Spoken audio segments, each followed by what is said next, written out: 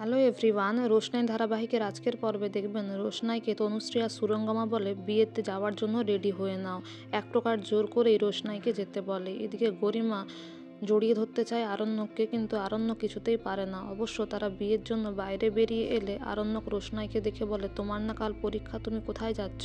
তখন রোশনাই বলে, বিয়েটা হয়ে যাক, তারপর এসে আমি পড়ে নেব, আপনি চিন্তা করবেন না। এদিকে বিয়ের রিচুয়াল শুরু হয়ে যায় সবাই মন্দিরে আসলে।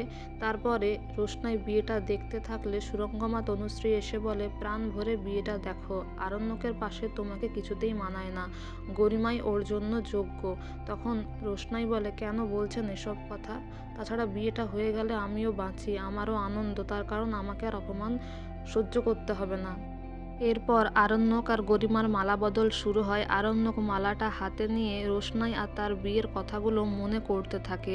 মালা বদল অবশ্য হয়ে যায় আরণ্যক আর গরিমা। তারপর সিঁদুর দানের সময় এলে আরণ্যক যখন সিঁদুর পরাতে চায়, তখন অন্য একজন পুরোহিত এসে গুরুজিকে বললেন, এই ছেলেটার মনে হয় আগে এই মন্দিরেই বিয়ে হয়েছে। তখন গুরুজি বলেন, তোমাকে কি আমি চিনি? তোমার কি আগে এখানে বিয়ে হয়েছে? আরণ্যক বলে, আমার মনে পড়ছে না। তারপর রোশনাইকে দেখে গুরুজি বলেন, তুমি কেমন আছো রোশনাই? আর তাছাড়া তোমার তো বিয়ে হয়ে গেছিল, শাখা সিঁদুর কোথায়? তখন গরিমা বলে, আমাকে আর কত অপমান সহ্য করতে হবে আরণ্যক? আরণ্যক বলে, দেখুন সেই সময় যে বিয়েটা হয়েছিল সেটা পরিস্থিতির চাপে পড়ে বাধ্য হয়ে। তখন রোশনাই বলে, হ্যাঁ ওটা মিথ্যা বিয়ে ছিল, আমরা দুজনেই জানি। পুরোহিত বলেন, গুরুজি বলেন, তোমাদের এত বড় সাহস, তোমরা বিয়ে নিয়ে মিথ্যা কথা বলছো, মন্দিরে দাঁড়িয়ে বলছো? তখন আরণ্যক বলে, আমরা মিথ্যা বলছি না, আমরা বাধ্য হয়েছিলাম।